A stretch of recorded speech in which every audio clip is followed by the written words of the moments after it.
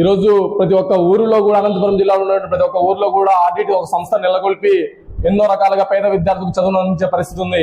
అదేవిధంగా 10వ తరగతి పూర్తిగా చేసిన విద్యార్థుల కోసం ప్రత్యేకించి 500 మార్కులు దాటిన ప్రతి ఒక్క విద్యార్థికి ఆర్డిటి సెట్ ద్వారా ఒక ఎంట్రన్స్ ఎగ్జామ్ పెట్టి ఆ ఎగ్జామ్ లో ఎవరైతే మంచి ఉత్తమ ప్రతిభ కనబరుస్తారో వాళ్ళందరికీ కార్పొరేట్ విద్య అందిస్తూ ఈ రోజు ఎంతో మందిని ఇంజనీరింగ్, డాక్టర్ విద్యను అభ్యసించే విధంగా ఆర్డిటి సంస్థ చదివిస్తా ఉంది.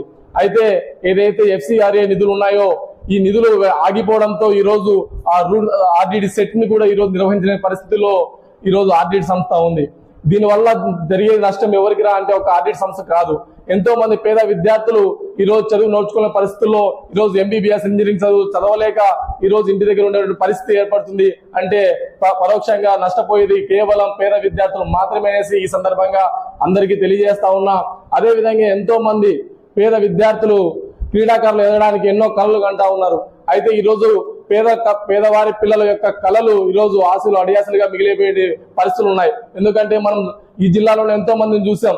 ఈ రోజు జాతీయ స్థాయికి వెళ్ళినటువంటి అనుష కావచ్చు, ఇలా ఎంతో మంది ఈ రోజు జాతీయ స్థాయిలో ప్రతిభ కనబరుస్తూ ఉత్తమ క్రీడాకారులుగా తయారైనటువంటి పరిస్థితి చూసాం.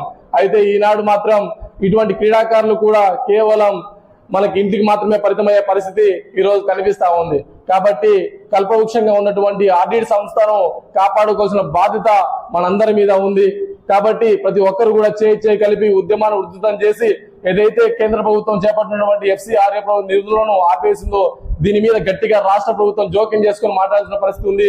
కాబట్టి అనంతపురం జిల్లా వాసులు, ముఖ్యంగా ప్రజాప్రతినిధులు, ఎమ్మెల్యేలు, MLCలు, ఎంపీలు ఎవరైతే ఉన్నారో దీని మీద గలం విప్పి ఎవరైతే నరేంద్ర మోదీ గారు వస్తా ఉన్నారో ఆయనకు దీని గురించి చర్చ జరిగే విధంగా చేసి FCRA నిధులను వెంటనే విడుదల చేసే విధంగా చర్యలు తీసుకోవాలని చెప్పేసి ఈ సందర్భంగా తెలియజేసుకుంటాం.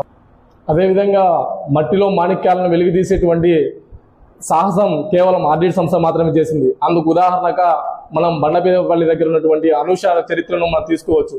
ఎందుకంటే కనీసం తినడానికి తిండి కూడా అందలే పరిస్థితుల్లో ఉన్నటువంటి ఆ పేద బిడ్డ ఈ రోజు క్రికెట్ లో జాతీయ జట్టులో స్థానం పొందిందంటే దానికి ప్రత్యక్ష కారకులం మన ఆర్డిటి సంస్థ.